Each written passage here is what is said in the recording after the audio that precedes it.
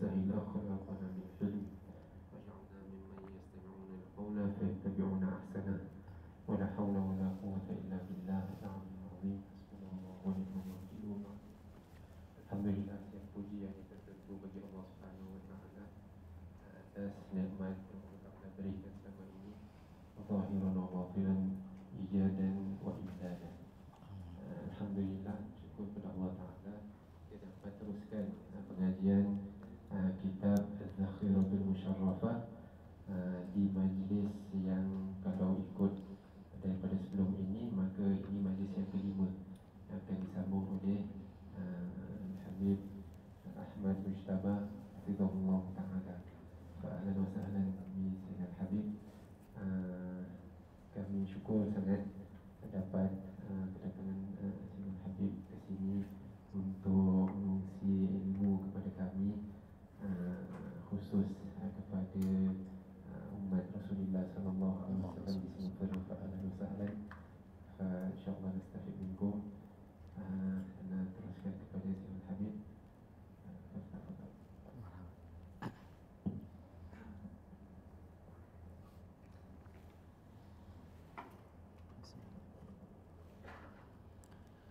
Assalamualaikum warahmatullahi wabarakatuh.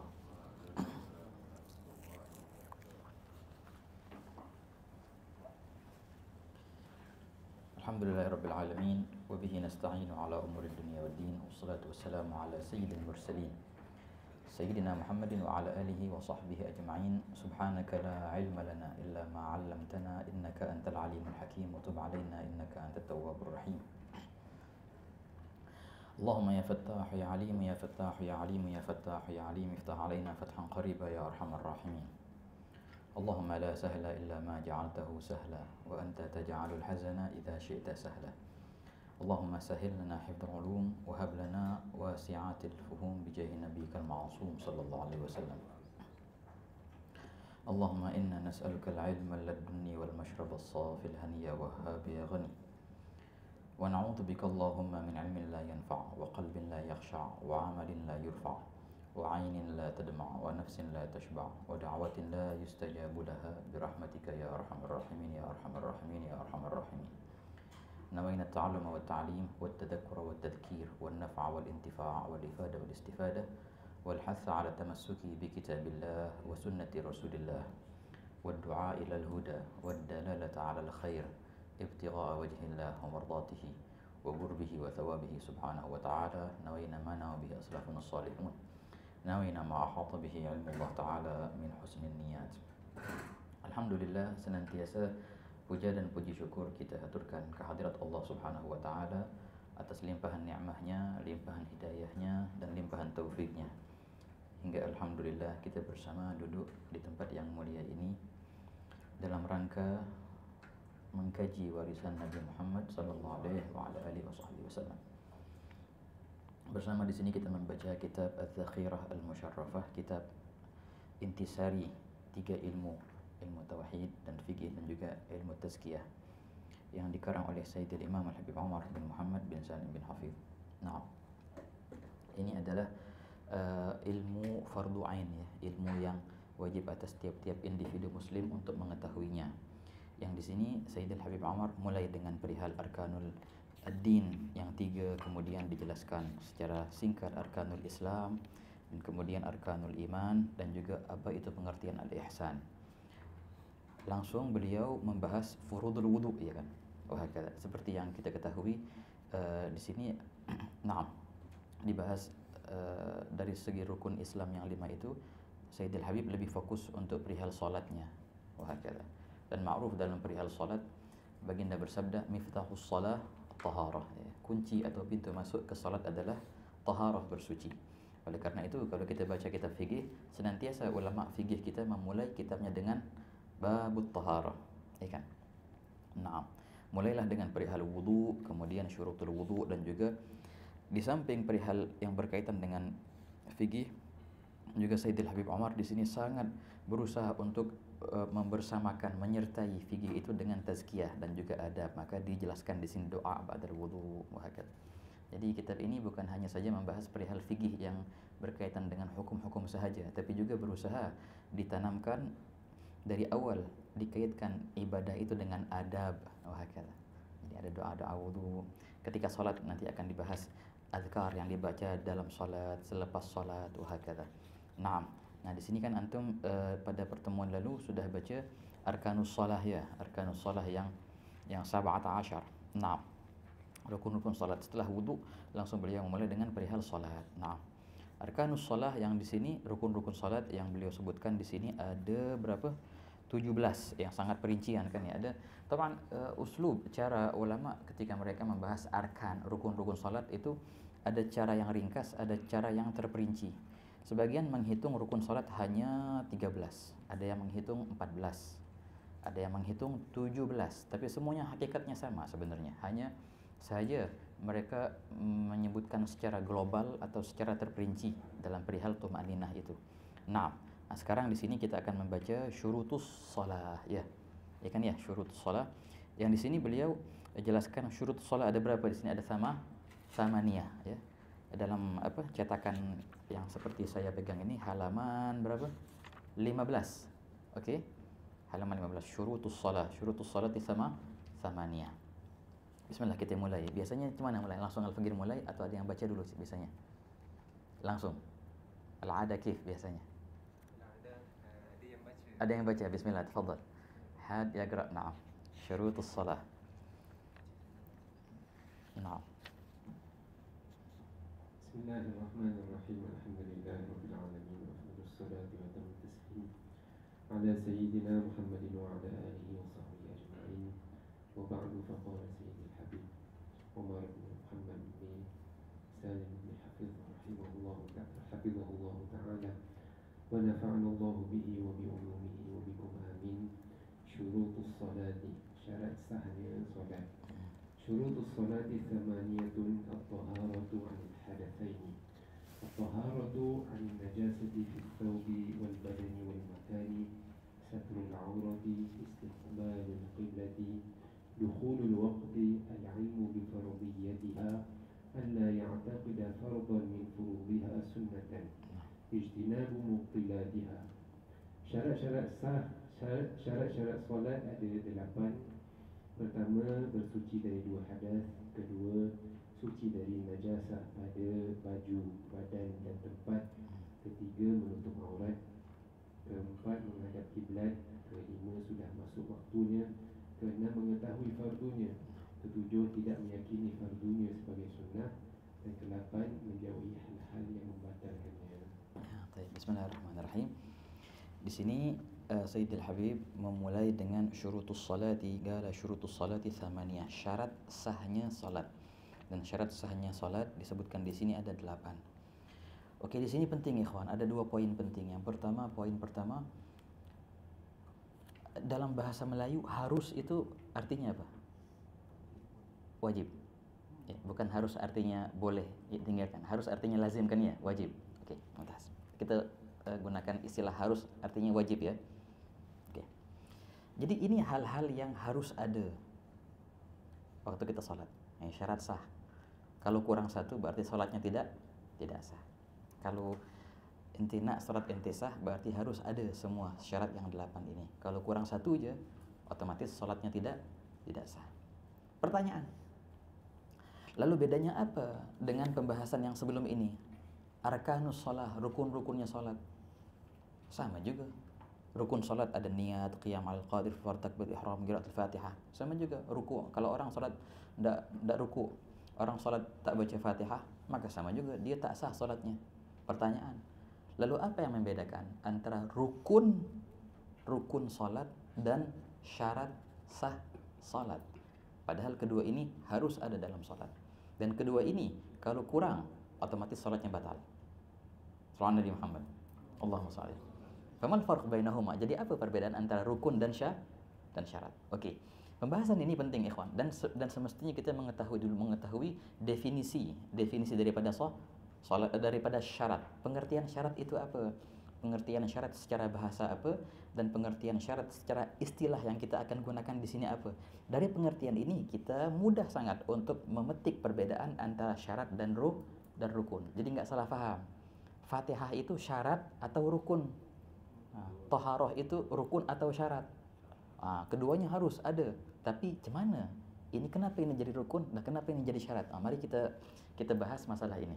Ini Al-Faqir perlu tulis-tulis di sini. Anak izin tulis-tulis di sini ya. Antum ntar tulis-tulis juga. Nah, bismillah. Bismillah, Ustaz.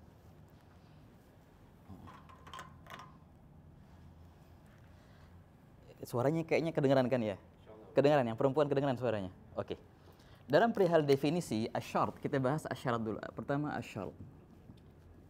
Asyarat, roknya mati ya, asyarat. Dalam syarat, ini kan syarat nih mufrad ya. Syarat mufrad. Kalau jamaknya apa? Syurut. Maka tengok apa tadi? Syurutu. Apa yang cakap? Syurutus shalah kan? Ya kan, betul. Syurutu. Ini jamaknya syurut. Dengan pengertian seperti ini, syarat, roknya sukun, yang diartikan dengan syurut, maka artinya secara bahasa adalah apa? Kalau kita baca kitab fikih ya, ini penting, pembahasan yang penting, yang banyak dalam kitab-kitab fikih kita tercantum masalah itu. Padahal dari segi pembahasan bahasa ada kekeliruan. Oke. Kalau kita baca kitab fikih, coba tengok kitab Nailur Raja contohnya, Syarah Safinatun Najah, atau kitab yang lainnya, maka kita akan menemukan syarat secara bahasa, definisi bahasa adalah apa? Alamah. Adalah alamah. Oke, mari kita lihat. Syarat dalam beberapa kitab fikih adalah alamah. Apa arti alamah? Tanda. Apakah benar syarat itu secara bahasa sama dengan tanda atau alamat? Betul? Ini perihal yang salah dalam segi bahasa ya. Kalau yang namanya tanda bukan syarat, itu adalah syarat, roknya fathah. Ini baru artinya alamah. Kalau syarat ini jamaknya bukan syurut, namanya apa? Asyrat. Ada kitab namanya Asyratus Sa'ah, karangan Imam Barzanji. Ini betul tanda-tanda hari kiamat. Nah, makanya kalau kita melihat dalam kitab syarat diartikan sebagai alamah, ini salah mengambil kalimat. Yang semestinya kita bahas ini adalah syarat yang jamaknya syurut, bukannya syarat yang jamaknya adalah asyrat. Kalau syarat yang fathah roknya, yang jamaknya asyrat itu betul alamah. Tapi yang kita bahas di sini bukannya alamah, yang kita bahas bukanlah syarat tapi apa? Syart. Bukanlah asyrat tapi apa? Syurut. Lalu apa pengertian syarat atau syurut dari segi bahasa? Nah, ini ikhwan. Pengertian syarat atau syurut dari segi bahasa adalah apa? Nah, tulisnya adalah ta'liqu amrin bi amrin.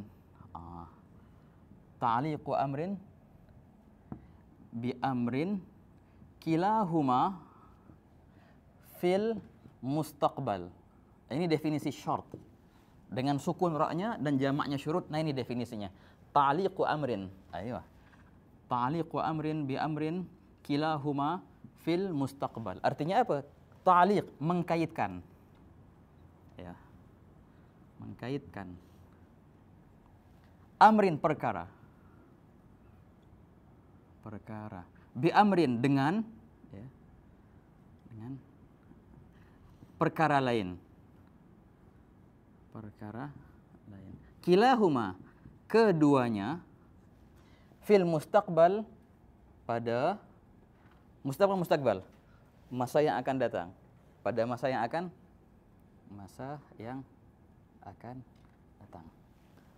Insyaallah bisa dibaca tulisannya ya. Oke, jelas kan? Jelas insyaallah ya. Macam dokter tulis itu. Masih muskilah, yang bisa paham, yang tak paham masih muskilah. Nah, ini definisinya syarat ini. Ta'liqu amrin bi amrin. Ta'liq, mengkaitkan suatu perkara dengan perkara lain. Yang mana kedua perkara itu adanya pada masa yang akan datang. Nah, ini definisi syarat dari segi bahasa ya, kawan. Maksudnya apa? Cem ini. Jadi, ini ada dua perkara. Ada satu benda. Ana kaitkan benda ini tak akan ada kecuali kalau seandainya ini ada dulu. Ini ada, maka ini ada. Kalau ini enggak ada, maka ini enggak ada. Dua perkara ini ana kaitkan, antara ini sama ini ada hubungan. Ada hubungan. Ini ada, maka ini ada. Ini tak ada, maka ini tak ada. Ini arti syarat sekarang. Contoh. Ada budak namanya Zaid. Zaid, kalau anta hari ini salat subuh berjamaah, ana bagi hadiah. Dua perkara. Perkara pertama apa? Salat subuh berjamaah. Yang kedua hadiah. Bila mana terwujudkan salat subuh berjamaah, maka terwujudkan pula hadiah.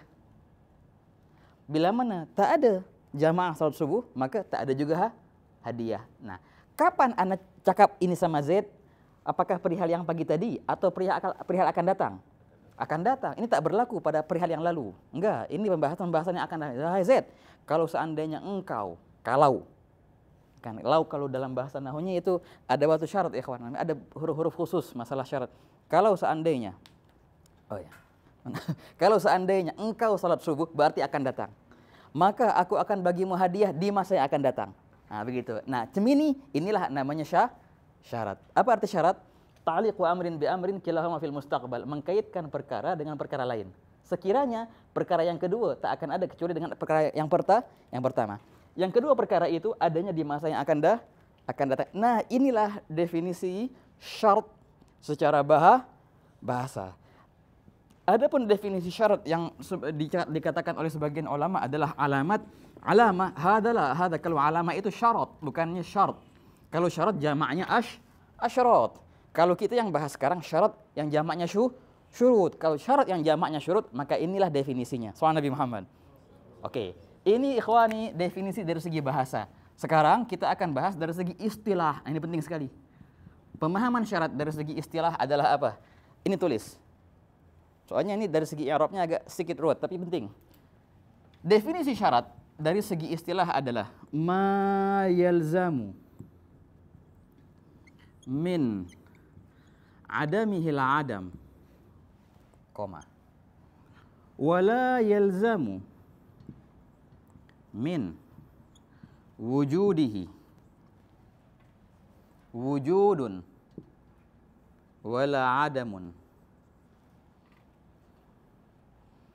Tambah dikit lagi ya. Lidzatihi.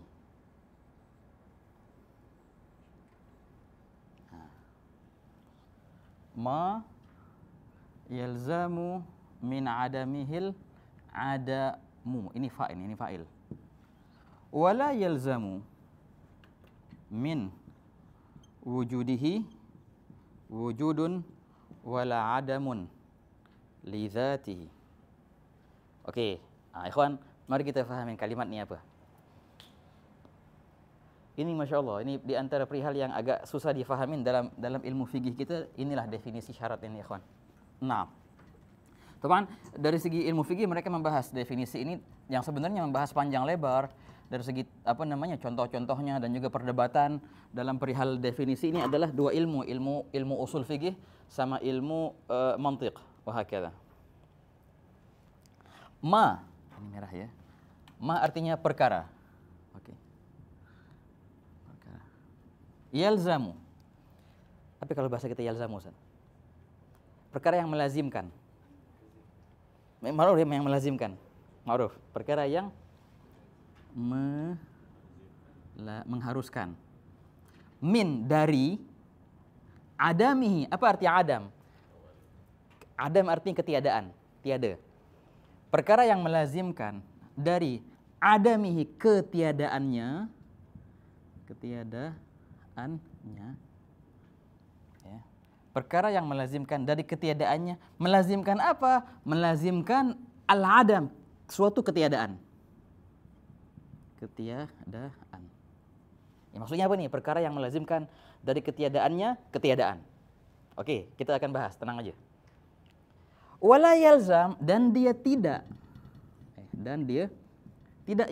Tapi tidak melazimkan. Tidak melazimkan min dari wujudihi. Apa wujud artinya? Keberadaan. Keberadaan. Dan tidak melazimkan dari keberadaannya. Melazimkan apa? Fa'il. Suatu keberadaan. Keberadaan. Wa dan juga tidak juga melazimkan apa? Adam. Tadi apa arti adam? Ketiadaan. Koma. Nah, ini penting nih. Lidzatihi, karena zatnya. Ini agak bingung Ustaz kalau kita baca ini maksudnya apa? Perkara yang melazimkan dari ketiadaannya ketiadaan dan tidak melazimkan dari keberadaannya keberadaan dan juga tidak juga melazimkan ketiadaan. Semua itu bila mana dilihat daripada lidzatihi, dari karena zatnya. Maka inilah hukumnya kalau seandainya kita tengok masalah zatnya. Okey, macam ni ikhwan. Ini nak hapus yang lughatan ini okey, sudah okey? Yang lughatan? Okey. Bismillah. Sekarang kita bahas. Coba antum lihat, coba baca syarat-syarat sah solat. Yang pertama, bersuci dari 2 hadas. Okey, apa lagi? Suci dari najis. Masuk waktu, ya kan ya, menutup aurat. Apa lagi habis tu? Menghadap kiblat. Okey. Ada sekarang contoh sekarang ada solat. Yang kita bahas di sini ini syarat sah apa syarat wajib? Syarat sah. Berarti sihhatus shalah. Sahnya solat. Ini perkara. Ini namanya masyrut. Syarat sahnya apa? Perihal yang kita akan targetkan. Masyrut. Yang mana perihal ini disyaratkan harus ada 8 perkara. Di antaranya taharah, di antaranya ngadap kiblat, satral aurah, tamam. Dan lain-lain sebagainya. Ini namanya syarat nih. Ada syarat. Pertanyaan.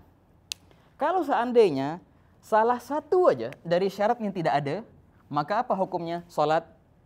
Hukumnya tidak sah. Berarti otomatis bila mana ini tiada, walau satu, maka ini pasti juga tiada. Ini artinya yalzamu min adamihil adam.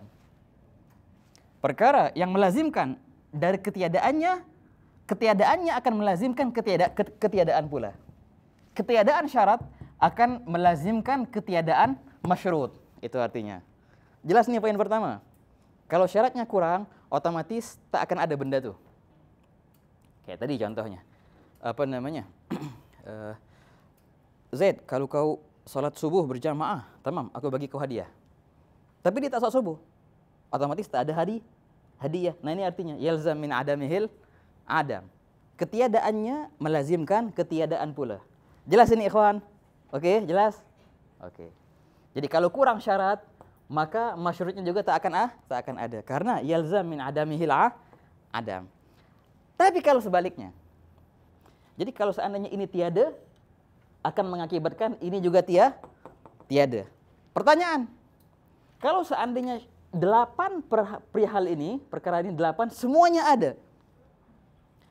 Pertanyaan, apakah harus ada juga salat itu atau tidak harus? Sekarang, contoh sekarang, antum sudah salat zuhur kan ya? Sudah salat zuhur semua. Okey. Fin kiblat Ustaz. Ada kiblat. Ana sudah salat zuhur sekarang. Ana bersuci. Ana suci dari najis. Ana ngadep kiblat sekarang. Ana tutup aurat sekarang. Keberadaan syarat yang 8 ini mengharuskan saya untuk salat sekarang atau tidak mengharuskan? Jawabannya tidak. Adanya syarat yang 8 itu lengkap. Itu tidak mengharuskan adanya masyrut. Tapi jangan lupa, kalau seandainya salah satu syarat yang 8 itu tiada, otomatis masyrut tiada juga. Tapi keberadaannya si syarat itu mengakibatkan apa? Jawabannya tidak mengakibatkan apa-apa. Tak ada efek sama sekali. Bila mana syarat ini ada 8, maka efeknya apa? Dicakap, wala yalzam min wujudihi wujud, dan tidak melazimkan dari keberadaan syarat ini tidak melazimkan adanya salat tadi. Tamam. Kalau kurang, kalau syarat tiada, maka salat tiada juga. Tapi kalau syaratnya ada, maka apa haruskah ada salat juga? Jawabannya tidak harus. Jelas ini? Okey. Soal Nabi Muhammad. Allah. Okey. Sikit lagi poin penting ini. Jadi kalau bahasa ini ya, apa namanya? Kalau dalam bahasa ininya semini saat kalau dia tengok. Ini ada syarat nih. Ada syarat, ada masyrut.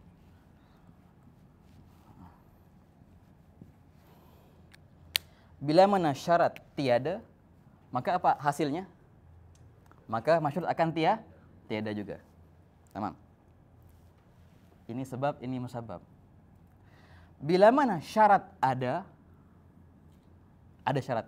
Apakah masyrut harus ada, atau masyrut harus tiada, atau kosong? Jawabannya adalah kosong. Keberadaan syarat ini tidak mengakibatkan sama sekali. Enggak mengharuskan masyrut ada, dan juga tidak mengharuskan masyrut tidak ada. Efeknya kosong. Ikhwan, saya sekarang punya 8 syarat itu. Saya ngerti kiblat sekarang. Apakah dengan adanya syarat ini saya harus sholat sekarang? Jawabannya tidak. Pertanyaan, dengan adanya syarat ini anta tak boleh sholat sekarang? Jawabannya tidak juga. Adanya syarat itu sama sekali tidak mengefek, tidak berpengaruh sama sekali ke masyrut. Tidak mengharuskan keberadaannya, dan juga tidak mengharuskan ketiadaannya. Kalau ini jelas tadi, dan tidak dia melazimkan dari keberadaan syarat itu melazimkan wujud keberadaan, ini enggak harus. Tapi tengok, dan juga tidak mengharuskan ketiadaan. Ini lain. Apa? Kalau dalam bahasa ininya namanya apa? Namanya perihal yang mane'. Mane'. Kalau mane', bila mana dia ada, keberadaannya mengharuskan ketiadaan benda lain. Seperti haid. Haid itu adalah mane', perihal yang mencegah salat. Bila mana haid ada, maka salat otomatis tidak ada. Keberadaan benda ini mentiadakan benda lain. Jelas ya? Tapi kalau syarat, keberadaannya tidak mengadakan benda lain, dan juga tidak mentiadakan benda lain. Jadi keberadaan syarat itu sama sekali tak ada efek untuk perihal yang lain. Tapi ketiadaannya yang mengefek. Jelas ini teman-teman? Soal Nabi? Oke, tinggal satu kalimat lagi, lidzatihi. Nah, kalimat lidzatihi ini panjang penjelasannya. Kalau kita cakap, kalau kita bahas, saya sekarang sudah punya syarat-syarat sholat semuanya. Dengan adanya syarat sholat ini, saya tidak harus sholat sekarang. Dilarang sholat juga sama sekali saya tidak dilarang. Oke, tapi dalam beberapa keadaan,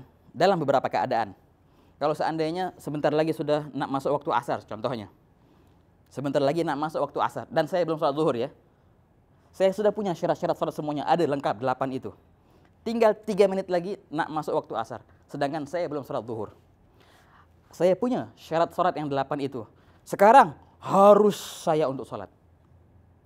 Kenapa harus? Apakah karena syarat-syarat sholat yang ada, atau karena sempitnya waktu? Karena sempitnya waktu.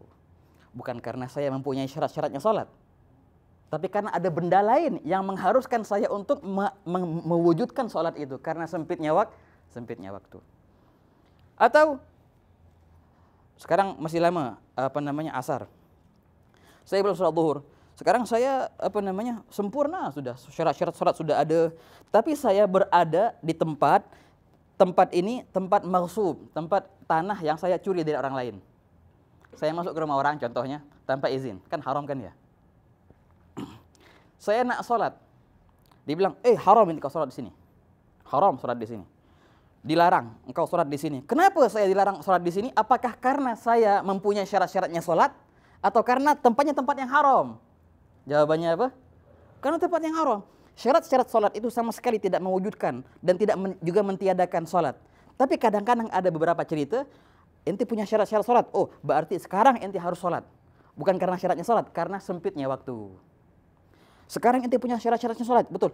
Tetap ente nggak boleh sholat, bukan karena syaratnya sholat, tapi karena tempatnya tempat yang haram yang digunakan sekarang.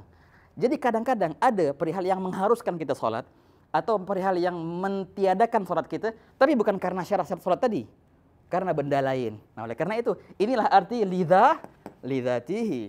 Syarat-syaratnya sholat lidzatihi, kalau kita melihat ke zat satu persatu daripada syarat-syaratnya sholat ini, dia tidak mengefek sama sekali. Dia tidak, kalau seandainya ini ada, maka tidak mengadakan masyrut. Dan juga kalau seandainya ini ada, maka tidak juga mentiadakan masyrut. Tapi kadang-kadang benda ini ada dikarenakan ada benda lain yang mengharuskan kita sholat atau mencegah kita sholat. Soal Nabi Muhammad. Allahumma shalli alaihi. Ini arti lidzatihi. Boleh faham? InsyaAllah ya. Masih muskilah, tidak faham juga apa-apa.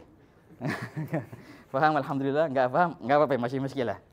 Ya, masih muskilah. Simpelnya ikhwan, simpelnya ini pembahasan apa? Ini kok mumet jam ini? Enggak, ini justru asyik ikhwan. Kalau kita nak belajar fikih, lebih seru lagi untuk belajar fikih dengan pola macam ini. Kita boleh tahu. Kata. Bukan karena ini benda ini haram, benda ini wajib, benda ini boleh, benda ini tak boleh, enggak.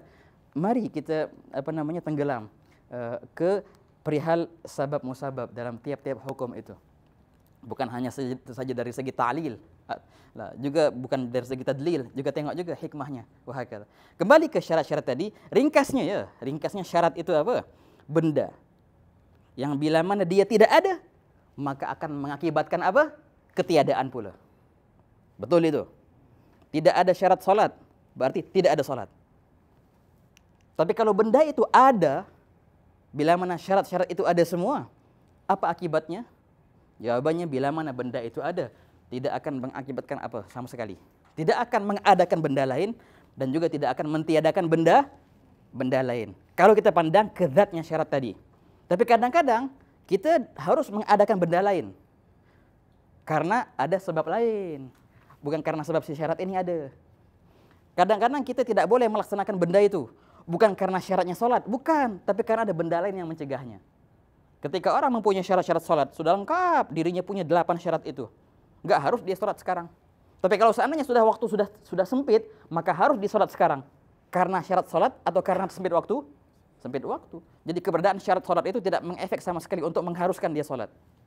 Ketika orang, dia sudah berwudu, sudah oke semua, nak sholat, tahu-tahu datang haid. Enggak boleh sholat sekarang. Kenapa? Karena syarat sholatnya ada. Ini enggak pengaruh sama sekali, bukan karena syarat, karena sekarang ada mencegahnya sholat. Jadi keberadaan syarat sholat itu sama sekali tidak mengakibatkan adanya benda lain atau tidak adanya benda lain. Kalau kita pandang ke zat syarat-syaratnya sholat tadi. Poin terakhir di sini, ikhwan. Nah, hapus sedikit ya. Oke. Poin terakhir untuk kita memahami perihal syarat. Nah, sekarang mudah sangat ini, mudah sangat. Kalau seandainya kita tanya apa perbedaan antara syarat dan rukun. 6. Oke. Allahumma shalli ala sayyidina Muhammad. Ini ringkasannya tadi ya. Oke, masih muskilah kita buat lagi lah, masih.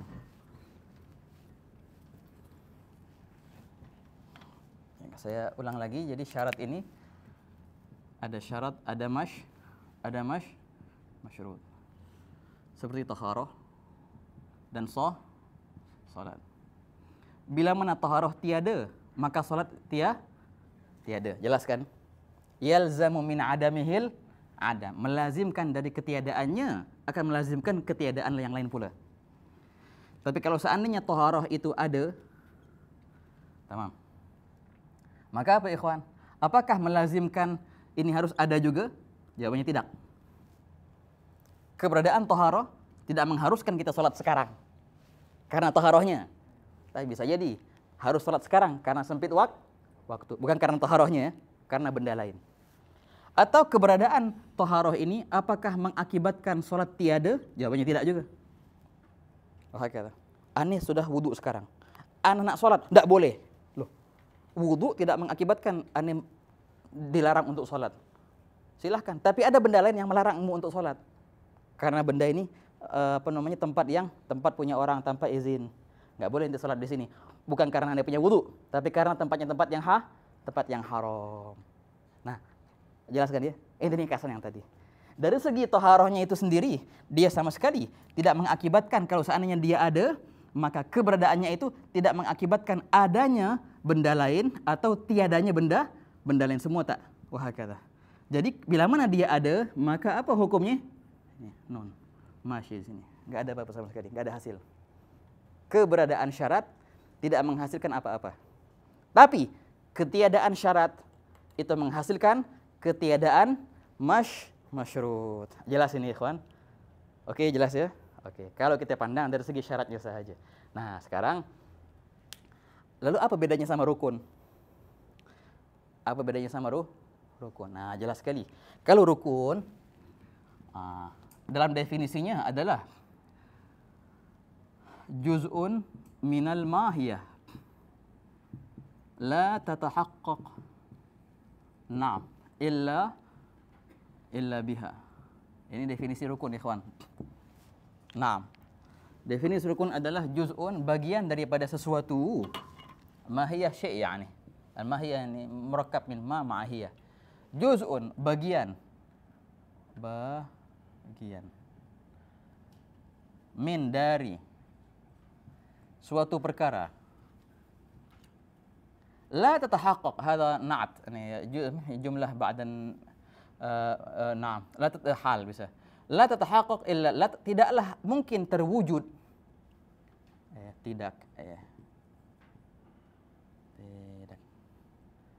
tidak wujud benda itu kecuali biha kecuali dengannya.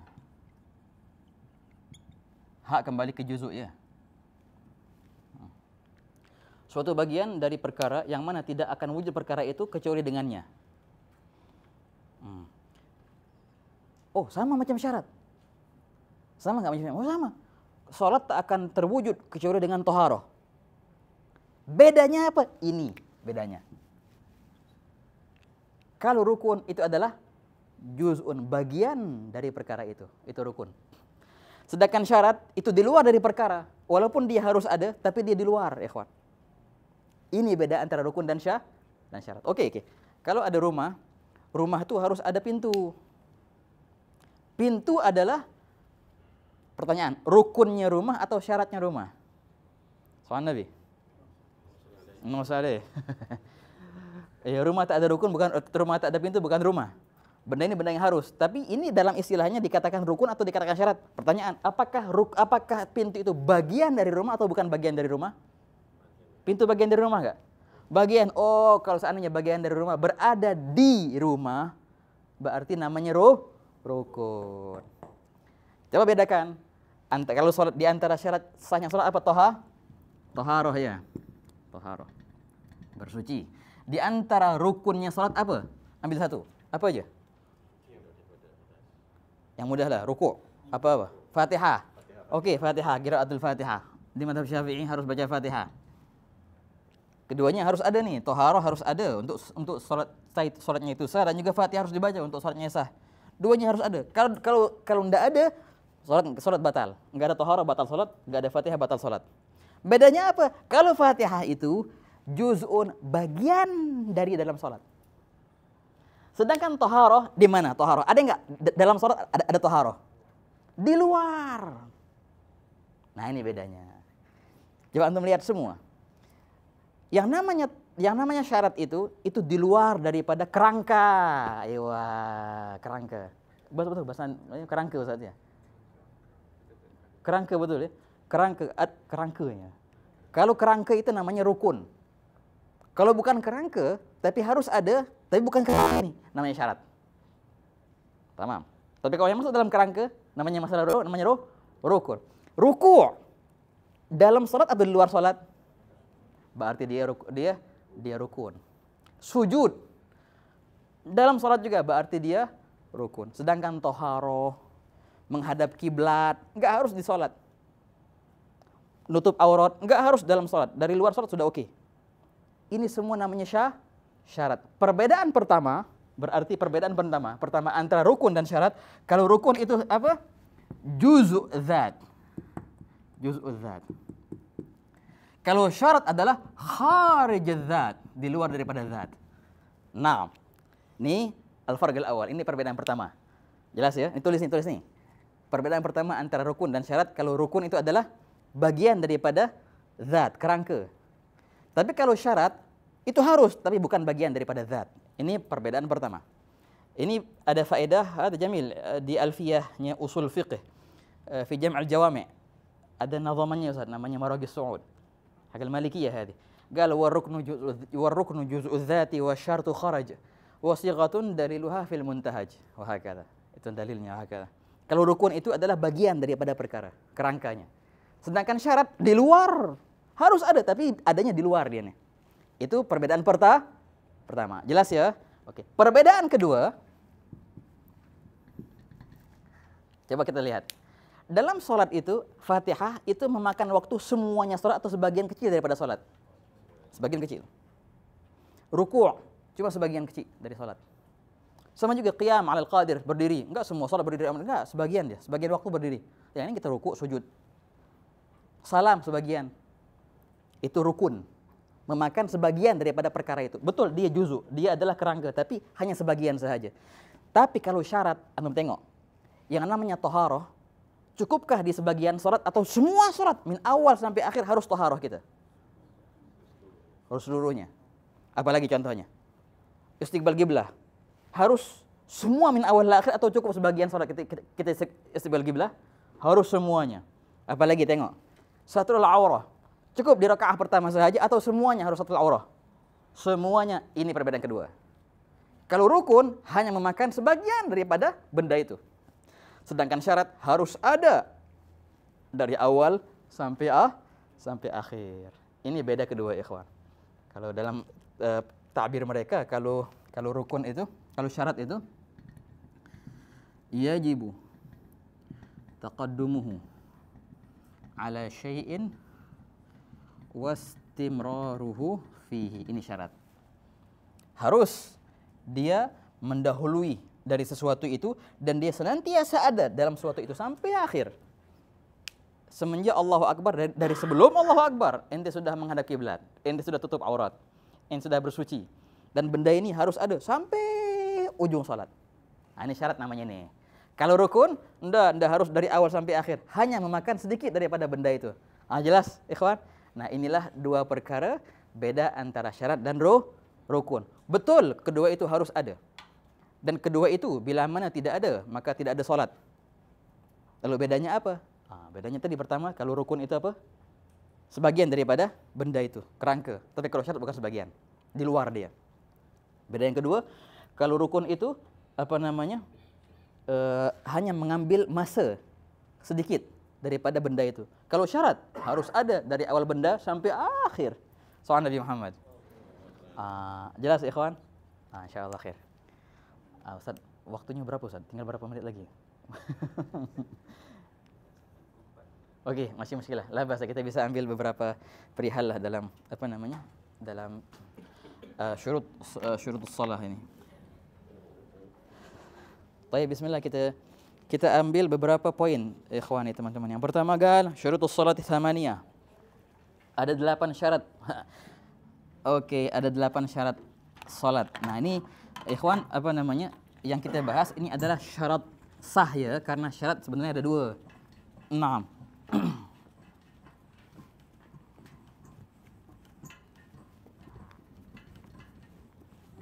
Jamil jiddan.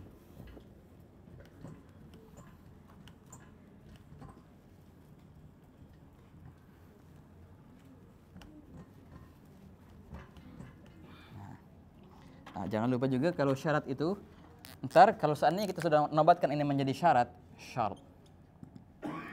terbagi menjadi 2. Ada namanya syaratul wujub, ada syarat as-sihah. Syarat sah, syarat wajib. Yang kita bahas ini nomor 2 nih ikhwan, syarat sah. Maksudnya apa? Kalau benda ini ada semua, maka sah salat. Kalau kurang satu, maka salat tak sah. Terlepas dari wajib atau enggak wajibnya, Anda enggak peduli. Wajib atau enggak wajib, wallahu alam. Pembahasan kita sah atau tidak sah. Ini syaratus sihah. Ada lain lagi namanya syaratul wujub. Ini dibahas wajib atau tidak wajib. Terlepas dari sah atau tidak sahnya. Lain benda 2 ini ikhwan. Contoh. Di antara syaratul wujub itu baligh. Tamam. Ada enggak di sini syarat sah harus baligh? Enggak ada. Berarti kalau seandainya ada budak kecil, ya, salat dia tak ada syarat wujub. Salat tidak wajib atas budak itu. Tapi sah enggak?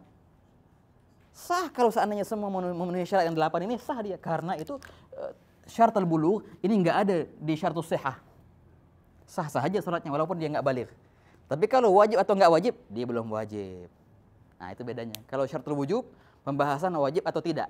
Tapi yang kita bahas di sini adalah pembahasan sah atau tidak. Oke, yang pertama at-taharatu 'anil hadatsain. Yang pertama jelas sekali syarat sahnya salat harus taharah, harus suci dari hadatsain, dari 2 hadas. Apa 2 hadas? Hadas kecil dan hadas besar. Wadah jiddan.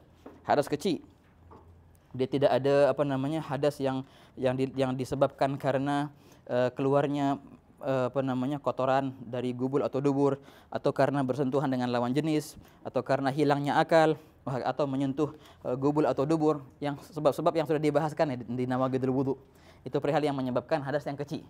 Atau perihal yang menyebabkan hadas yang besar seperti junub atau haid atau nifas, wahakadha. Naam. Itu juga tak ada. Jadi kalau solat harus suci dari hadas yang kecil sama hadas yang besar. Ya jelas sekali ya. Jelas kalau seandainya dia berhadas kecil atau berhadas besar, maka otomatis solatnya tidak sah. Wah, kata. Pertanyaan, apakah ada pengecualian? Ada enggak beberapa keadaan walaupun dia punya hadas tapi tetap dia sah solatnya? Adakah orang boleh solat tanpa wudu? Ada keadaan apa tak ada? Bisakah ada kebayang, ada gambaran, oh dia tak apa-apa, enggak punya wudu tapi solat enggak apa-apa? Ada macam itu? Ada tapi sangat jarang. Bila mana dia tak menemukan alat untuk bersuci.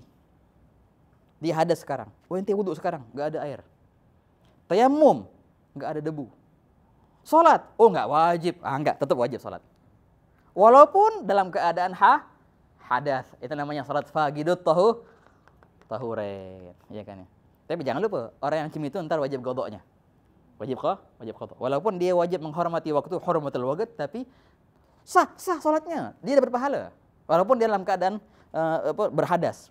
Masih muskilah, tetap sah salatnya. Tapi hanya saja ntar wajib qada. Wah kata. Kalau seandainya dia tidak bisa untuk berwudu bersuci, tetap wajib salat ikhwani. Kan yaqul fi zubat wala yajuzu tarkuha liman aqal wa ba'da ajzin in yutiq syai'an fa'al. Setiap manusia yang masih berakal maka senantiasa kewajiban salat ada padanya selagi akal berada. Gitu. Jadi hubungan wajibnya salat itu dengan akal. Akal ada, maka wajib salat. Akal tiada, maka tidak wajib salat. Berarti yang orang enggak salat berarti enggak berakal. Soalnya nah, itu dia kan akal. Ada akal, ada salat. Syarat itu, syarat wajib. Taib, jamil. Jadi ada keadaan nih, orang walaupun dia berhadas tapi diperkenankan untuk salat bila mana dia tidak bisa untuk berwudu dan tidak bisa untuk bertayamum, silahkan engkau salat. Tapi jangan lupa wajib qada. Okey. Ketika tengah-tengah salat keluar hadas, maka apa? Ya batal salatnya jelas. Jelaskan ya. Okey, masih muskilah. Ini sahal tadi. Hadas syaratul awal yang pertama sangatlah mudah. Syarat yang kedua, at-taharatu 'anil najasati fi thawbi wal badani wal makan. Kalau pertama itu bersuci dari hadas, tapi yang kedua bersuci dari najis. Dalam salat harus suci dari najasah, enggak boleh ada najasah. Di mana? Di tiga perihal. Yang pertama fi thawb, dalam thawb. Thawb artinya baju sebenarnya ya kawan. Yang kedua badan kita, jelas. Wal makan, tempat. Okey. Di sini ada 3 poin. Thawb dan badan dan makan. Pertama kita akan bahas najasah dulu ya, najasah. Kemudian ada thawb dan badan dan makan. Yang dimaksud dengan najasah, ya najis semuanya. Darah contohnya. Najis, nanah, najis, kotoran, najis juga. Harus suci 3 benda ini dari najis. Kecuali kalau memang najisnya itu najis yang ma'fu. Ada benda ma'fu. Najis betul najis, tapi ma'fu dimaafkan. Masih muskilah. Ada benda macam itu dan banyak ikhwan. Dan banyak. Nah, makanya di sini ada penting pembahasan masalah najis ni dalam fikih kita ada di 2 bab. Pertama bab air, yang kedua bab salat. Ada benda najis yang ini najis di air dan juga najis di salat. Kalau benda ini jatuh ke air maka semua air itu najis. Kalau seandainya air itu agak menggulatain. Inti bawa ke salat, inti punya salat enggak sah. Enggak ma'fu. Seperti apa contohnya? Ya seperti kotoran apa contohnya lah. Kotoran hewan contohnya. Jatuh ke air yang kurang 2 kulah, semua najis. Kotoran hewan ada di mana? Di bajumu. Ya langsung otomatis salat tidak sah. Enggak dimaafkan. Enggak dimaafkan di air dan juga enggak dimaafkan di salat. Ada benda yang di air dia dimaafkan. Tapi di salat dia enggak dimaafkan. Apa itu? Itu benda bangkai hewan yang kecil. Bangkai hewan yang kecil. Dan definisi kecil di sini adalah yang lebih kecil dari cicak. Cicak betul. Cicak itu paling besar sudah. Cicak bukan tokek ya. Tokek besar, enggak. Cicak biasa. Kalau tokek udah kebesaran. Cicak dan juga yang lebih kecil dari cicak apa namanya? Zubab, lalat, nyamuk, bangkainya. Itu dimaafkan di air, dimaafkan. Jangan lupa, dimaafkan di air. Jadi kalau seandainya ada wadah kecil atau gelas, jatuh lalat di situ, mati. Wah, najis nih. Enggak, masih muskilah. Hadza ma'fu, dimaafkan dengan syarat-syarat tertentu. Tapi kalau seandainya ente bawa itu bangkai lalat itu ente kantongin, sholat nggak sah sholatnya. Walaupun benda ini dimaafkan di air, tapi di sholat nggak dimaafkan. Ya, oke. Poin ketiga sebaliknya, ada benda yang di air nggak dimaafkan, tapi di sholat dimaafkan. Ini penting nih. Di antaranya adalah darah, dam. Kalau seandainya nanti ada gelas ini, ditaruh darah apa aja lah, darah manusia, darah hewan, setetes saja, otomatis semua najis tuh, semua najis. Selagi dia agal minggulaten ya, kurang dari 2 kilo. Tapi kalau darah itu di baju kita ada darah satu tetes, masih muskilah, galil ya aneh, darah galil. Ente sholat masih muskilah, ente punya sholat sah, karena darah memang ma'fu di sholat. Hukumnya darah gimana ya ikhwan? Ini ringkasan hukum darah dalam sholat. Betul, darah itu ma'fu. Sedikit atau banyak, kalau seandainya darah itu dimakfukan yang sedikit, semua darah dimakfukan yang sedikit, pastilah. Baik pun dengan sengaja atau enggak sengaja, darah dia atau darah orang lain, selagi bukan darah yang mughalladhah, bukan darahnya anjing sama bukan darahnya babi. Kalau darah anjing sama darah babi, itu walaupun sedikit, enggak dimakfu sama sekali. Ya. Jadi darah itu pasti ma'fu, selain 2 tadi, anjing sama babi, pasti ma'fu bila mana sedikit. Apa arti sedikit di sini? Ya, kalau dalam bahasa fikihnya seperti logam dirham. Logam dirham. Dirham baghl. Kalau logam dirham yang apa? Duit koin itu, duit yang macam inilah. Kalau seandainya segini macam inilah kira-kira. Lumayan besar ya. Kalau seandainya darah itu ya, cuma semini, seperti ini ya besarnya, ini ma'fu masih ini. Ma'fu. Baik pun dengan sengaja atau tanpa sengaja. Masih muskilah. Ada yang lagi sholat, ada jerawatnya. Pecah jerawat, wah keluar darah. Selagi darah itu sedikit, masih muskilah, nggak apa-apa. Sengaja, walaupun sengaja. Darah orang lain, ente ambil, masih muskilah. Selagi darah sedikit, masih muskilah. Tapi kalau lebih dari ini, nah ini ada syaratnya ikhwan. Tenang aja, mudah masalah darah nih. Lebih dari dirham ini tetap dimakfukan dengan syarat. Pertama, itu darah punyamu, bukan punya orang lain. Tamam? 1. Dan kedua itu tanpa sengaja. Tanpa sengaja. Kedua. Dan ketiga, darahnya itu nyambung dan tidak berpisah. Nah, dengan 3 syarat ini dimakfukan darah walaupun banyak. Yang pertama tadi, darah dirinya sendiri. Yang kedua, keluar tanpa sengaja. Yang ketiga, darah itu bersambung dan tidak berpisah, maksudnya berpindah tempat. Dengan 3 syarat ini, darah walaupun banyak dimakfukan. Makanya dalam cerita kan ada seorang sahabat yang ma'ruf namanya Abbad bin Bishr. Abbad bin Bishr dalam perihal pernah beliau menjaga Nabi Muhammad SAW, sama sahabat. Ditugaskan 2, Abbad bin Bishr sama 1 temannya. Dalam cerita Abbad bin Bishr ini, dalam waktu beliau menjaga Nabi sama sahabat-sahabat yang lain, beliau lagi sholat di malam hari. Dan temannya beliau lagi tidur situ, samping itu, lagi sholat. Ada musuh dari jauh, lihat. Maka dipanah. Waktu dipanah, beliau lagi sholat, itu panahnya kena beliau di tangannya. Tapi tetap beliau tidak mau, tanah untuk batalkan sholat. Tetap dia sholat. Dalam riwayat itu beliau baca surat Al-Kahf. Al-Kahf. Kan kuburan beliau ada di Hadramaut. Nah. Ini datuknya keluarga Al-Khatib, Ustaz. Keluarga Al-Khatib balik ke nasabnya ke Abbad bin Bishr. Kalau kita ziarah Abbad bin Bishr itu kita baca surat Al-Kahf. Karena dalam cerita itu beliau waktu lagi sholat baca surat Al-Kahf dan beliau bertanya untuk memutus. Akhirnya apa? Itu darah terus keluar, banyak yang keluar. Sampai darah itu akhirnya kena teman yang lagi tidur. Dan teman yang tidur itu bangun akhirnya karena ada darah. Bangun, darah apa nih? Pas tengok temannya lagi sholat, menahan sakit, beberapa panah sudah di sini. Langsung temannya itu bangun dan mengusir musuh-musuh itu jauh. Syahidnya di sini, Abbad bin Bishr tidak membatalkan sholatnya. Tetap beliau sholat, walaupun darahnya banyak. Kenapa? Pas itu ikhwan. Pertama itu darahnya sendiri. Yang kedua bukan dengan sengaja. Yang ketiga dan senantiasa bersambung, tak berpisah, tak berpindah. Itu masih muskilah, walaupun panjang, masih muskilah. Tapi kalau seandainya darah itu darah orang lain, bukan darahmu. Maafu, tapi Bapak kalau dikit, ya kawan. Kalau kurang dari syarat 3 ini tetap maafu, tapi hanya sedikit. Jadi penting ya, 3 syarat ini syarat untuk dimaafkan banyak. Kalau kurang berarti tetap maafu, tapi hanya sedikit. Darah orang lain. Atau darah yang karena sengaja. Tadi contohnya, ada jerawat di cemit atau ada luka, koreng-koreng, keluar darah. Sengaja ini ikhwan. Maafu, tapi sedikit. Kalau banyak enggak maafu lagi, sudah batal wudunya. Batal salatnya. Yang ketiga tidak berpindah. Maksudnya apa? Ini penting. Kalau seandainya ente lagi salat, keluar darah, biarkan, masih muskilah.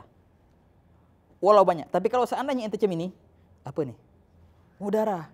Nah, pas berpindah, yang berpindah ini dimaafkan cuma sedikit. Yang berpindahnya. Tapi kalau tempat yang aslinya tetap dimaafkan walau banyak, masih muskilah. Tapi yang berpindahnya ini, tengok, cuma sedikit. Oke, sekarang kalau kita paham ini kan ya. Kalau darahnya sendiri itu maafu. Walau banyak dengan syarat-syarat yang tadi. Kalau darah orang lain, maafu juga, tapi cuma sedikit. Darah hewan kah, darah orang lain kah, masih muskilah, maaf walaupun sengaja, tapi cuma sedikit. Pertanyaan, kalau seandainya lagi sholat, ada nyamuk nih. Oke, lagi sholat, anak tepuk nyamuk tuh, tok, tamam. Anak tengok, ada darah. Ini teka-teki ini sekarang. Gimana hukum sholatnya? Sah atau batal sekarang? Darah yang ada sedikit nggak? Sedikit, galil jiddan. Kalau darah sedikit kan maafu, walaupun darah orang lain, walaupun sengaja. Pertanyaan, apa hukum sholatnya sekarang? Sah atau tak sah? Soal Nabi. Kaifa ra'yukum? Gimana antum? Gimana menurut antum, Ustaz? Kenapa tak sah? Kan darah sedikit itu. Kaifa ra'yak? Sah, darahnya sedikit kan ya? Kaifa Ustaz? Sah, kenapa? Darahnya sedikit. Kaif ya Hisham? Batal. Kenapa? Wah, ajib. Nah, kita tengok. Dari segi darahnya memang maafu. Karena sedikit. Tapi yang problem bukan darahnya. Yang problem kulitnya. Bangkainya. Itu yang problem. Kalau bangkai ini ada di mana? Di air, itu maafu kan ya. Tapi kalau di sholat, nggak maafu ya ikhwan. Walaupun sedikit. Jadi hukum sholatnya batal. Bukan karena darah, tapi karena bangkai. Soal Nabi Muhammad. Allahumma shalli. Jelas ya? Berarti ini batal kalau seandainya nyamuknya itu mati. Kalau nyamuknya masih hidup, gimana berarti? Masih kalau nyamuknya masih hidup gimana? Sah-sah aja. Belum jadi bangkai dia. Iya kan? Jelas, tapi harus artinya organ tubuhnya itu harus masih bersambungnya. Kalau seandainya ada berpisah dari organ tubuhnya itu bangkai jatuhnya. Nah, makanya ikhwan, dari segi masalah ini penting nih, penting sangat. Sering kita dengar masalah, Bib, kalau seandainya orang lagi sholat, ada bulu kucing. Sah nggak sholatnya? Di sini pembahasannya di bab ini, dan ini poin ini ya ikhwan. Bulu kucing hukumnya apa? Najis atau suci? Nah penting. Dalam perihal fikih kan dibahas hewan-hewan yang najis ya cuma anjing sama babi. Entar dulu. Selagi hewan itu hidup, suci kecuali anjing sama babi. Selagi hewan itu hidup, maka dia suci. Kalau seandainya kucing itu ngelus-ngelus kaki kita dan tidak ada yang terpisah dari bulunya, it's okay, masih muskilah. Tapi ini dia nih, penting ikhwan.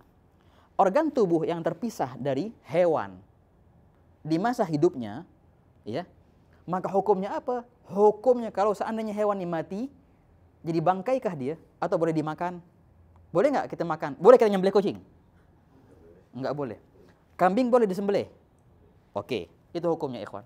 Kalau seandainya benda hewan ini kalau seandainya bisa disembelih dan bisa dimakan halal dagingnya, maka bulunya itu suci hukumnya. Bila mana terpisah di masa hidupnya.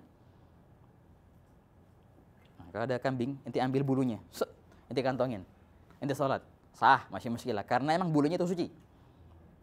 Tapi kalau hewan itu nggak boleh dimakan, macam kucing contohnya, maka bulu yang terpisah di masa hidupnya hukumnya najis. Hukumnya najis. Itu kucing. Kalau seandainya orang naik kuda ada bulu-bulu kuda di kakinya, boleh nggak di sholat? Pertanyaan, kuda boleh nggak disembelih? Boleh dimakan, berarti masih suci ini. Tapi keledai, himar. Apa himar? Keledai kan ya? Keledai nggak boleh dimakan. Berarti bulu keledai itu najis. Oh jadi bulu kucing najis? Iya najis bulu kucing. Tapi kalau dimangkau sedikit, nah di sini pembahasan panjang lebar oleh fuqaha. Kalau seandainya bulu kucing itu sedikit, maka dimaafkan. Tapi sedikitnya hanya 3 helai, itu maafu. Nah, lebih dari 3 helai itu najis, ikhwan.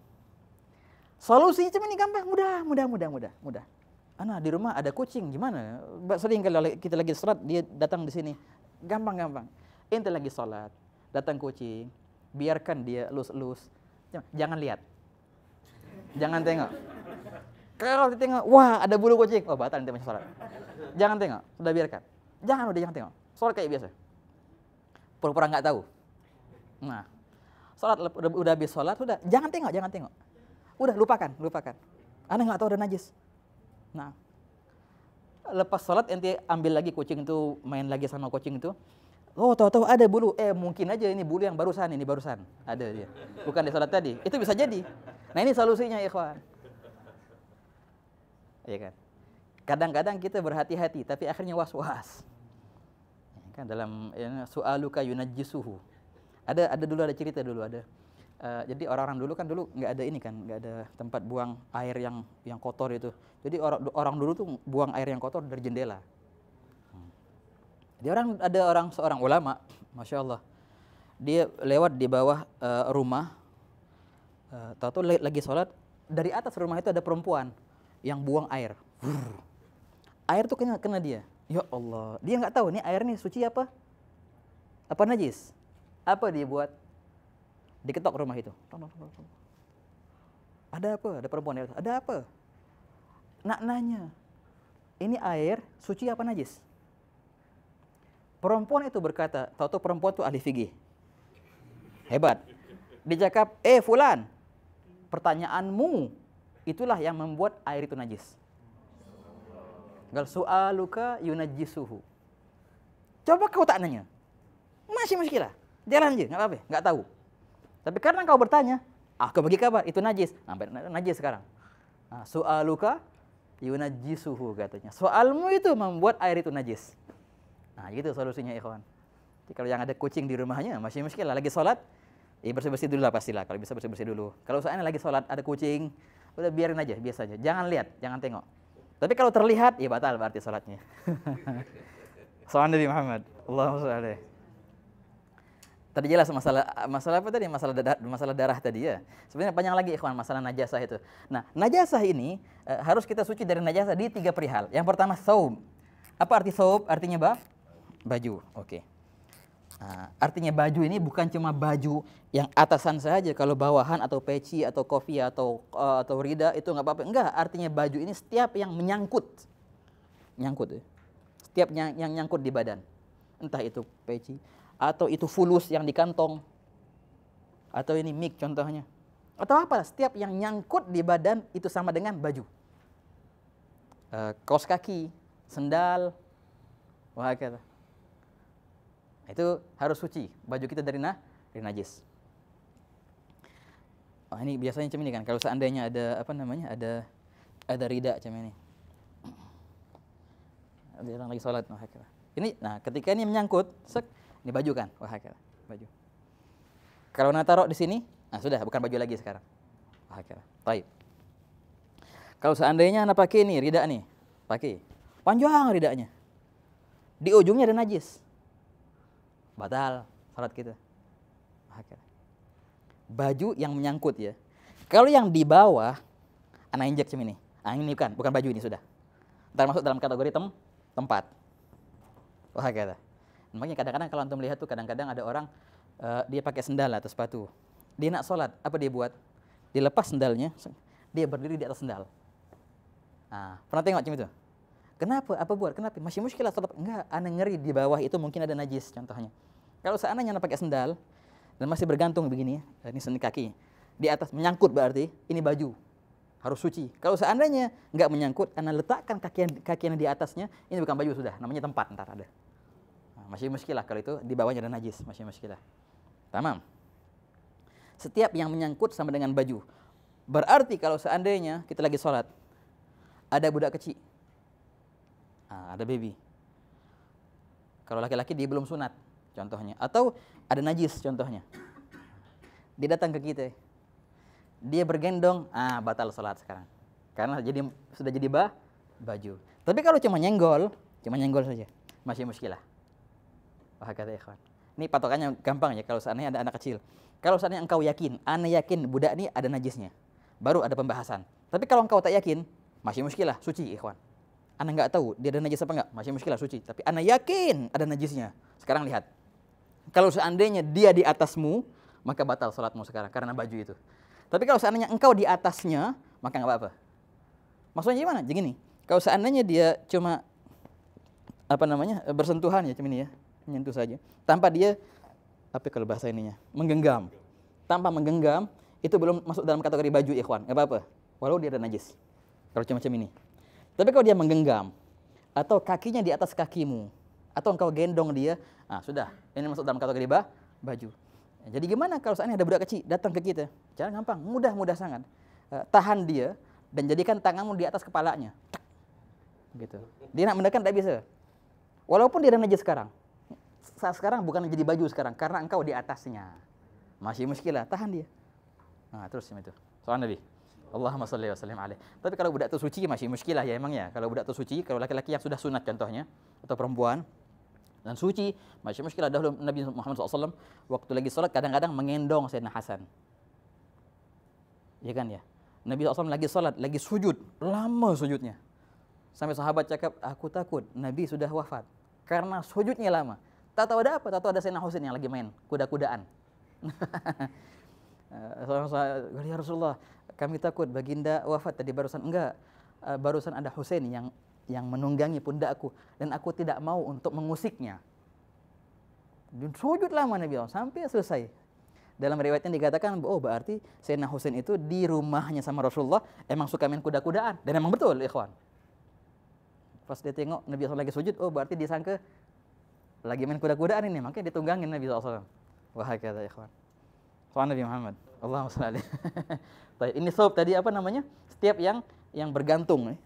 Kalau badan ya badan jelas, badan kita dari ujung rambut sampai ujung kaki. Perihal yang penting di sini, masalah badan. Masalah badan ini ikhwan. Badan yang artinya yang harus suci adalah zahir sahaja. Kalau batin, masih muskilah, semua perut kita najis dalamnya. Masih muskilah batin. Yang zahir harus suci. Pertanyaan. Mulut dan hidung itu masuk zahir atau batin? Mulut dan hidung masuk zahir kah atau batin kah? Nah, ini ambil kaidah. Mulut dan hidung di bab wudu dan bab puasa itu zahir. Di bab wudu, di bab wudu itu batin. Itu batin. Di bab salat dan bab puasa itu zahir. Itu kaidahnya. Saya ulangi. Mulut dan hidung. Yang hidung ini artinya dalam hidung ya, dalam rongga hidung ini bukan yang zahir, dalam rongga hidung. Mulut dan hidung di bab wudu itu sama dengan batin. Maksudnya apa? Ketika kita wajib membasuh muka, membasuh wajah, yang wajib dibasuh hanyalah wajah yang zahir sahaja. Yang batin tidak wajib dibasuh, seperti mata, kelopak mata. Juga dalam mulut, dalam hidung, itu batin soalnya. Maka tidak wajib berkumur-kumur dan tidak wajib menghirup air ke dalam hidung, karena itu batin. Dalam wudu ya, dalam wudu. Tapi dalam sholat sama dalam puasa, ini hukumnya zahir nih. Nah, efeknya lain. Kalau zahir dalam sholat berarti dua tempat ini harus suci. Adanya najis di dua tempat ini membatalkan sholat.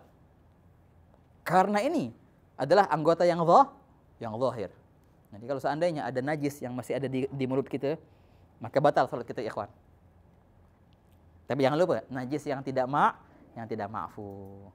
Kalau najisnya najis yang ma'fu, masih muskilah. Macam tadi orang, kalau biasanya ada kan orang, beberapa orang tuh ada biasanya alergi jadi sering berdarah, ini dia punya gusi itu. Nah, macam tadi, gimana hukumnya darah? Darah kalau keluar tanpa sengaja dan darah dia masih muskilah, walau banyak masih muskilah. Tapi ia lupa, nah ada syarat tadi yang kurang, tidak tercampur dengan benda lain darah tadi.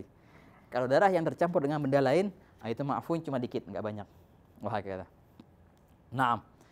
Di bab puasa, mulut dan hidung ini masuk dalam anggota yang zahir. Efeknya lain, berarti kalau seandainya masih ada makanan di mulut kita, itu enggak batal. Karena perihal zahir. Kalau seandainya engkau telan, baru batal. Wah kata. Dan batasnya zahirnya mulut dan hidung dalam ilmu tajwid itu dibahas dengan ada khilaf. Ada yang cakap batasnya huruf ha, ada yang cakap batas huruf kha. Kata antara ha sama kha gitu. Kalau kita yang di bawah ha berarti batin. Di atasnya adalah zahir. Jadi saya ulangi lagi ya. Kalau mulut dan hidung, rongga dalam hidung maksudnya, di bab wudu itu sama dengan batin, maka tidak wajib dibasuh dengan air. Tapi di bab salat adalah zahir ini, maka wajib suci dari najis. Di bab puasa juga adalah zahir, maka belum batal bila mana ada makanan di situ. Kalau masuk ke batin, barulah batal. Baik, ini perihal badan. Yang terakhir, perihal makan. Makan dalam bahasa Arab artinya tempat, ikhwan. Nah, tempat yang harus suci, macam ini, bukan semua sejadah harus suci. Enggak. Anak ada sejadah sini. Semua sejadah harus suci dari najis, enggak. Yang dimaksud dengan tempat adalah tempat yang bersentuhan. Ketika saya berdiri, berarti tempat yang harus suci hanyalah telapak kaki ini. Walau di sini najis, masih muskilah. Ketika saya duduk, berarti tempat yang bersentuhan dengan kaki saya, ini adalah tempat namanya, harus suci. Ketika saya sujud, maka tempat yang bersentuhan, hanya bersentuhan. Dua telapak tangan, dan dahi, lutut, sama jari-jari kaki. Itu yang harus suci. Kalau seandainya lagi sujud, di tengah-tengah ada najis di sini, ikhwan, tapi enggak bersentuhan. Lagi sujud tuh. Di tengah-tengah ada najis. Anak sujud macam ini, set wah kata. Anak tengok najis di sini, tapi anak enggak sentuh. Hukumnya sah salatnya. Karena enggak bersentuhan. Karena enggak masuk dalam kategori tempat. Tempat adalah yang bersentuhan. Itu harus suci. Yang enggak bersentuhan masih muskilah walaupun dia najis, tapi makruh ya. Makruh salat macam itu. Wah kata ikhwan. Nah, itulah artinya tempat. Jelas poin ini? Wadah insyaallah. Nah, saya rasa cukup lah. Cuma 2 poin aja kita bahas ya. Ustaz ya. Ntar yang syarat-syarat setelahnya, fadhal kalau seandainya nanti diteruskan di pengajian setelahnya. Wallahu a'lam bis. Tafadhal kalau seandainya ada yang bertanya silahkan ikhwan. Nah. Tafadhal. Nah, bismillah. Okey.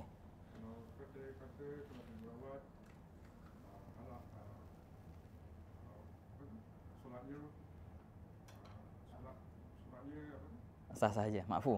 Jadi kalau kita angkat wudu tapi ada jerawat, kita angkat cuci muka tapi ada bersama dengan darah tu. Jadi wudu kita solat sah atau tak sah? Okey. Jerawatnya pecah waktu nak berwudu. Iya. Tamam. Masih lah. Ini penting ikhwan, sebelum kita bahas masalah ini, yang pertanyaan ini sering banyak orang salah paham. Ini 2 perihal ini adalah syarat sahnya salat ya. Suci dari najis. Masalah kucing tadi contohnya, masalah darah itu masalah syarat sahnya salat. Kalau seandainya enggak suci ada najis berarti salatnya batal. Pertanyaan, wudunya batal enggak? Wudunya batal enggak? Mudah sekali jawabnya. Di perihal yang membatalkan wudu ada enggak terkena najis? Apa hal yang membatalkan wudu? 4 perkara kan. Keluarnya perihal sesuatu najis dari kubul atau dubur, ya. Hilangnya akal, bersentuhan lawan jenis atau menyentuh kubul atau dubur. Hanya 4 perihal yang membatalkan wudu. Ya, kalau seandainya lagi sholat kita, tahu ada kucing. Dan memang kucing itu tahu-tahunya meninggalkan bulunya. Wah, batal sholat kita. Iya, hanya sholatmu yang batal. Wudunya batal nggak? Nggak batal. Tetap aja masih muskilah. Nggak usah wudu lagi. Bersihkannya bulu itu dari badanmu, sholat lagi sekarang. Nggak perlu untuk wudu lagi. Itu sempat panjang kan bahasanya di YouTube. Ada yang bilang batal. Wudu lagi. Kenapa? Karena menyentuh najis. Menyentuh najis membatalkan sholat, tapi tidak membatalkan wudu. Wah kata. Nah, jelas ini ya. Oke. Untuk perihal yang tadi, kalau seandainya ada jerawat ya, wah kata. Dan kita nak wudu, begini ikhwan. Yang ma'ruf sekali dalam perihal dalam perihal wudu itu kan harus airnya air yang suci. Air yang suci diantaranya adalah air yang bukan mutanajis. Kalau air yang mutanajis tidak bisa kita gunakan untuk wudu. Tapi ceritanya di sini, ini air yang mengalir ke tempat najis, bukannya najisnya yang jatuh ke air. Beda antara dua perihal. Jadi ada gelas contohnya, ada air di sini. Jatuh darah. Oh, najis semua darah. Tapi ada darah di sini dan kita siramin air. Itu jauh berbeda hukum itu, ikhwan. Najis yang mendatangi air atau air yang mendatangi najis. Nah, itu jauh berbeda. Kalau najis yang mendatangi air, otomatis air itu lemah sekarang. Dia menjadi najis. Apalagi kalau dia kurang dari 2 kulah, semua najis walaupun dia nggak berubah. Tapi kalau air yang mendatangi najis, lihat bagaimana keadaan air dan bagaimana keadaan najisnya. Kalau seandainya air itu mendatangi najis, najisnya hilang dan air yang di bawah tidak berubah, maka hukumnya suci semua itu. Hukumnya suci. Itu dalam ibarah. Hanya saja di sini hukumnya hukum musta'mal. Dalam ibarah irsyad ada ghusalatun qalilatun bila taghayyurin wala ziyadati waznin wa qad tahara al-mahallu tahiratun. Air yang datang ke najis, maka hukumnya apa? Maka hukumnya tetap suci. Dengan syarat air itu enggak berubah dan najisnya sudah suci, tamam. Dan tidak bertambah kadar daripada air itu. Tapi kalau seandainya air yang turun dari tempat najis itu berubah, sedikit ada warna darahnya, warna najis sekarang. Atau airnya nggak berubah, tapi najisnya masih ada di sini. Ada jerawat, kita basuh, airnya suci, airnya putih nggak berubah, tapi jerawat darahnya masih ada, berarti air di bawah itu mutanajis semua itu. Kalau dia datang dan tidak menghilangkan najis, berarti dia najis juga sekarang. Tapi kalau dia datang dan dia menghilangkan najis dan dia tidak berubah, itu hukumnya suci. Wahakata. Jadi begitu. Jadi kalau seandainya makanya bagusnya sebelum wudu itu yang ada jerawatnya dibersihkan dulu, baru dia wudu. Kalau seandainya langsung dia wudu, ini lihat bagaimana keadaan jerawatnya setelah air itu mengalir. Kalau keadaannya masih berdarah, berarti air di bawah itu mutanajis itu akhirnya. Wahakata. Jadi akhirnya wudu enggak sah karena airnya bukan air yang suci, air yang mutanajis. Jelas insyaallah? Ya khair. Tafadhal. Itu makanya dalam perihal yang tadi itu lah diambil hukumnya mesin cuci. Apa kalau bahasanya? Mesin cuci kan? Washing machine. Wahakala. Mesin cuci lah, betul iya, mesin cuci. Ghasalah. Makanya beda ya, tadi saya cakap beda antara begini. Ada mesin cuci nanti buat air dulu. Habis itu letakkan baju yang kotor. Itu bahaya. Kalau seandainya baju yang kotor itu ada najisnya, itu semua jadi najis semua. Karena najis yang datang kepada air. Solusinya mana? Solusinya mudah sangat. Balik. Letakkan baju dulu. Baru siramin air. Nih hukumnya hukum yang kedua nih. Walau tergenang, ntar dibahas lagi, kan ini semua akan dibuang nantinya. Tapi selagi air yang datang, air yang mendatangi najis, maka hukumnya hukum ghusalah ini. Apa hukumnya? Nanti. Ini bahaya sih sebenarnya. Ketika ente sudah cuci, sudah buang itu air semua, ente tengok baju itu najisnya masih ada enggak? Kalau najisnya hilang, berarti alhamdulillah semua ini suci semua. Tapi kalau najisnya masih ada, berarti apa? Semua itu najis semua. Sama baju-baju yang lain juga. Nah, begitu. Nah, makanya bagusnya afdolnya sebelum meletakkan baju yang najis itu ke dalam mesin cuci, sucikan dulu. Begitu. Bisa aja nggak masalah langsung cuci sekalian sama yang lain, tapi letakkan baju dulu baru air dengan syarat najisnya hilang juga setelah dicuci tadi. Nah, itu tadi masalah itu ya kawan. Nah, tafadhal. Bismillah.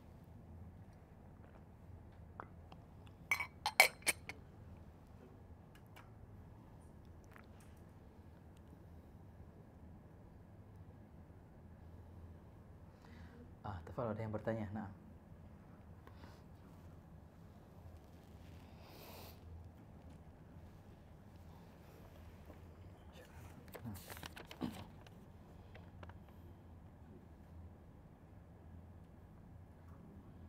Marhaba, ini ada salah satu ukhti yang memberikan kabar dia nak hadir daurah di Tarim insyaallah pada bulan Julai nanti sampai Agustus. Nah, betul.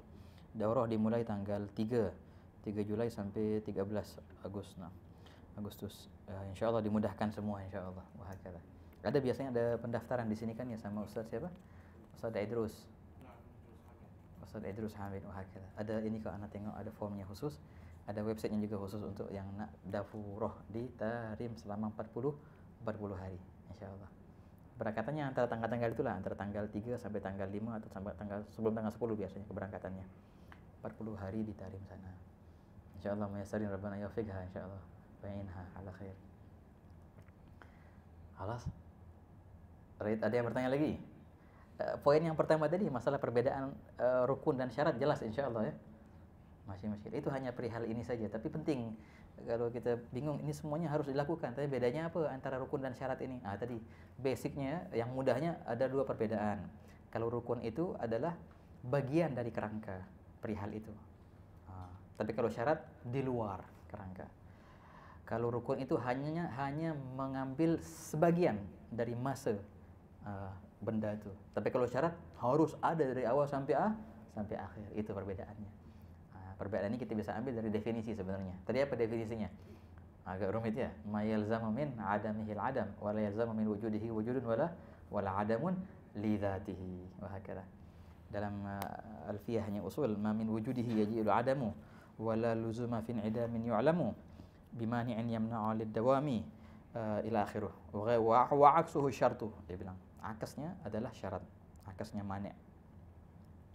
Nah, insyaallah ntar dibahas dalam pembahasan yang setelahnya, syarat yang setelahnya masalah satrul aurah. Ini penting ikhwan, penting. Satu kalau di bab fikih ya, di ilmu fikih dan itu satu poin ini adalah bab masalah hadas, bab masalah najis.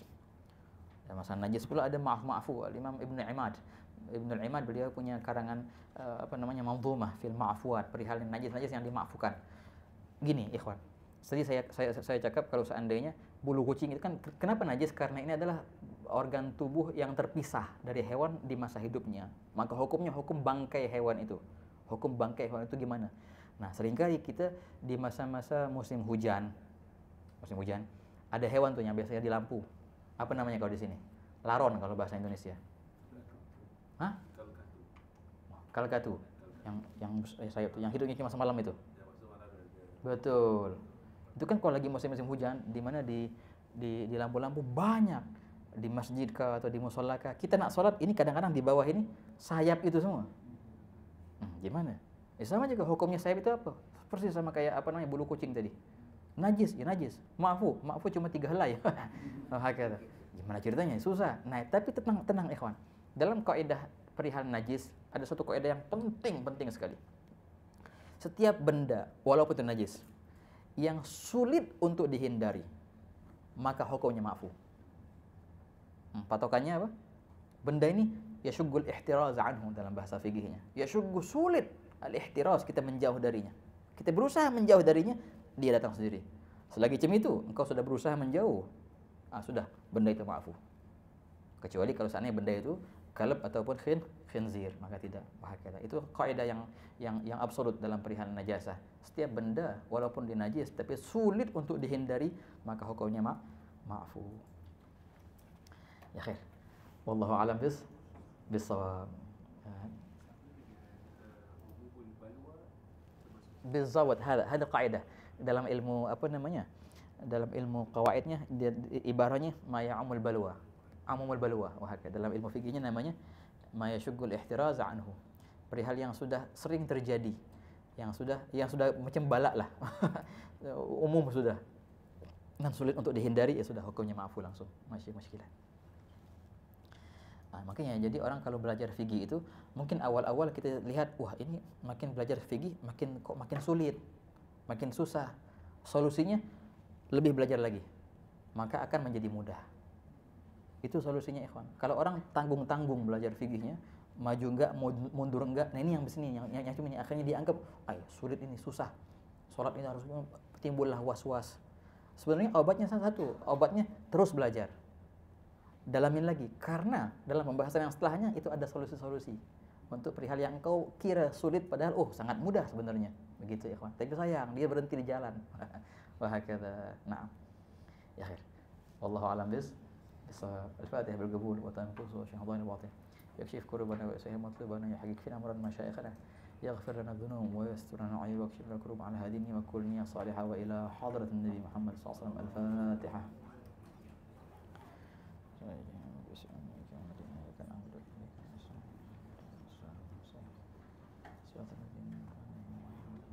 الحمد لله رب العالمين. اللهم صل وسلم على سيدنا محمد وصلى الله على سيدنا محمد وعلى آله وسلم. الحمد لله رب العالمين. تقبل الله منكم منا ومنكم تقبل.